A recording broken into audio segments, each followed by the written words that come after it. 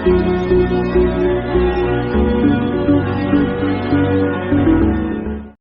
everyone, welcome back to my YouTube channel. I hope you all are doing great. आज मैं no way vampires don't exist मानवा के chapter 12 को explain करने जा रही हूँ। पिछले चैप्टर में हमने देखा था डोंगहुआ जॉन से बोलता है कि वो उसके बैग को स्क्रब करे, जिस पर जॉन ब्लश करके वहाँ से बाहर आ जाता है और सोने चला जाता है। पर जब वो सुबह उठता है तो पूरा घर साफ था। वो डोंगहुआ से पूछता है कि क्या तुमने ये सब किया, तो वो बोलता है हाँ, और वो हड़बड़ी में सेओंजाई के पास चला जाता है।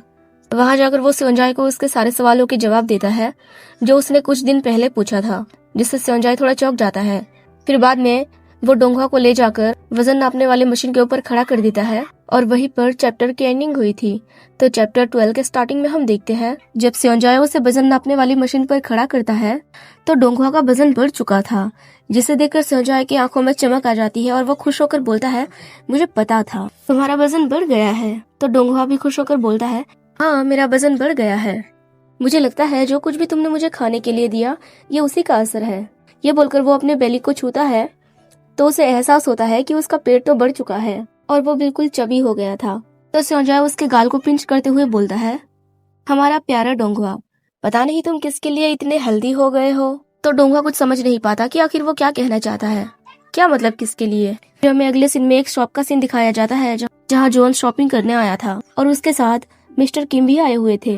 अब जब डोंगहुआ का वजन बढ़ चुका है तो उन चारों के बीच ये टॉपिक तो जरूर आती होगी कि सबसे पहले अपना पेट कौन भरे। इसलिए वो चारों के चारों कंफ्यूज होते हैं और आखिर जॉन को मिस्टर किम से ये बात पूछना ही पड़ता है कि आखिर डोंगहुआ को आपने किसके लिए भेजा है। तो मिस्टर किम बोलते हैं जाहिर है मैंने उसे तुम सबके लिए ही तो भेजा है। तुम सब मेरे आगे गिड़गिड़ाते रहते थे, मुझसे भीख मांगते रहते थे कि मैं किसी इंसान को तुम्हारे घर पर भेजूं। तो थोड़ी देर कुछ सोचने के बाद जॉन बोलता है ठीक है, मैं समझ गया, और वो अपना सामान लेकर आगे बढ़ने लगता है। मिस्टर किम भी उसके पीछे पीछे चलते हुए बोल रहे होते हैं तुम ऐसे सवाल क्यों कर रहे हो, क्या तुम्हें डोंगहुआ पसंद नहीं है। तो जॉन रुक जाता है और बोलता है बात ऐसी नहीं है कि वो मुझे पसंद नहीं। वो उस पल को याद करता है जब डोंगहुआ बोल रहा था चलो वो सब करते हैं।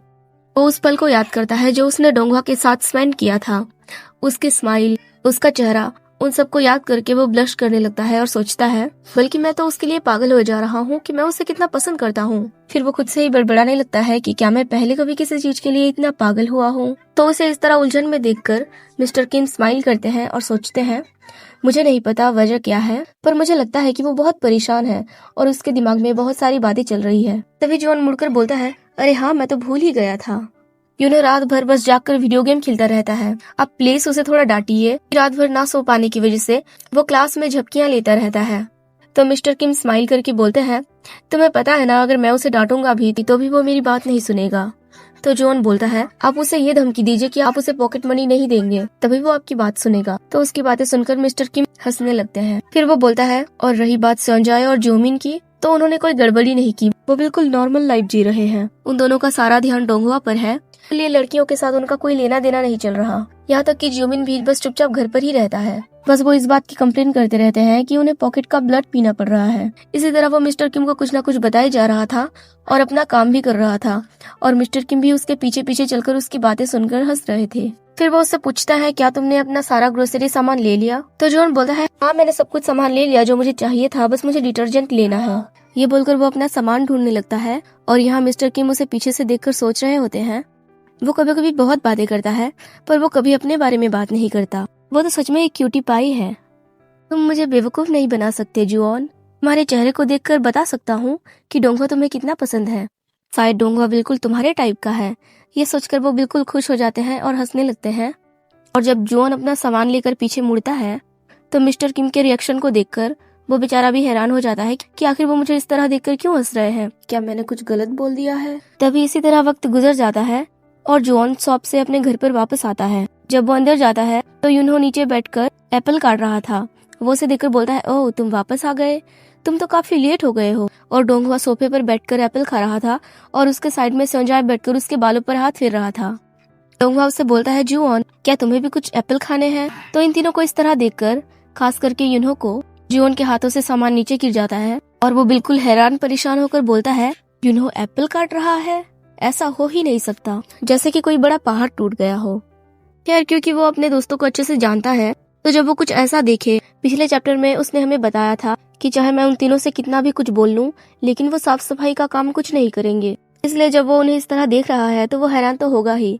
तो संजय हंसते हुए बोलता है, हाँ, क्योंकि हमारा छोटा सा डोंगुआ एप्पल खाना चाहता था, इसलिए एप्पल काट रहा है। तो डोंगुआ पैनिक होकर बोलता है, हाँ, मैंने कहा था कि मुझे एप्पल खाने हैं, पर मैंने से ये नहीं कहा था कि तुम मेरे लिए एप्पल काटो। मैं सच कह रहा हूँ जुआन। तो डोंगुआ की बातें सुनकर बोलता है, तुम्हारा जितना मन करे तुम मुझे उतना ऑर्डर दे सकते हो, जैसे मैं कोई तुम्हारा नौकर हूँ, तुम मुझे इस तरह ट्रीट कर सकते हो। तभी उसका हाथ कट जाता है, जिसे देखकर डोंगुआ बेचारा तो डर जाता है। पर यूनो को तो इस बात का कोई खबर ही नहीं था कि उसके हाथ कट चुके हैं। वो बस बोले जा रहा था, हमारे पास तो एक ब्लेंडर भी है, अगर तुम चाहो तो मैं तुम्हें एप्पल का जूस बनाकर दे सकता हूँ। तभी डोंगुआ उसके पास जाकर बोलता है, तुम्हारे हाथों से खून निकल रहे हैं। तो अपने हाथों को देखता है और हंसते हुए बोलता है, कोई बात नहीं, मैं बिल्कुल ठीक हूँ। वैसे भी मैं इस खून का बदला तो बाद में ले ही लूंगा। तो डोंगुआ तो समझ नहीं पाता कि वो क्या बोल रहा है, पर जुआन समझ जाता है और वो स्योंजाई के पास जाकर बोलता है, नो वे, ऐसा कैसे हो सकता है। यानी कि वो स्योंजाई से ये पूछ रहा है, जिस तरह बोल रहा है कि वो उसका बदला ले लेगा, क्या तुम्हारा मतलब डोंगुआ का वजन बढ़ चुका है। तो स्योंजाई अपना एक्टिंग शुरू करके बोलता है, इसका सारा क्रेडिट हमारे महान स्योंजाई यानी कि मुझ पर जाता है। मुझे यकीन नहीं होता कि हमने अपना मकसद इतनी जल्दी पूरा कर लिया। मैं तो बहुत खुश हूँ कि हमने डोंगुआ का वजन इतनी जल्दी बढ़ा दिया। तो जॉन उसकी बातें सुनकर बोलता है, ओह, मैं समझ गया। और यहाँ ये बेचारा अपनी तारीफ करते हुए नहीं थक रहा था। जॉन के गाल तो लाल लाल हो जाते हैं, वो ब्लश करने लगता है और बोलता है, इसका मतलब अब से हमें खुद को रोकने की कोई जरूरत नहीं है। और यहाँ डोंगुआ को एप्पल खिला रहा था और बेचारा डोंगुआ बोल रहा था, पहले तुम्हें अपने चोट पर कोई बैंडेज लगा लेना चाहिए। तो स्योंजाई जॉन के सवालों का जवाब देते हुए बोलता है, हाँ बिल्कुल, अब हमें खुद को और रोकने की कोई जरूरत नहीं है। और यहाँ हम देखते हैं जियोमिन ऊपर खड़ा होकर ब्रश कर रहा था, मतलब वो रेडी हो रहा था कि वो कब अपना पेट भरे। डोंगुआ को देखकर वो इतनी तेजी से ब्रश कर रहा था कि उसके दांत जैसे टूटकर गिर ही जाएंगे। साथ ही वो खुद से ये भी बोल रहा था कि तुम कितना डिलीशियस हो। तभी रात हो जाती है और डोंगुआ अपने कमरे में आराम से सो रहा था। तभी वहाँ जियोमिन आता है और वो डोंगुआ के चेहरे को पकड़ लेता है। और आखिर इन सबने इतने दिनों से जो इंतजार किया था, उस इंतजार की घड़ी अब खत्म हो चुकी है। इसलिए जियोमिन उस पर हमला करने ही वाला होता है और यहीं पर ये चैप्टर खत्म हो जाता है।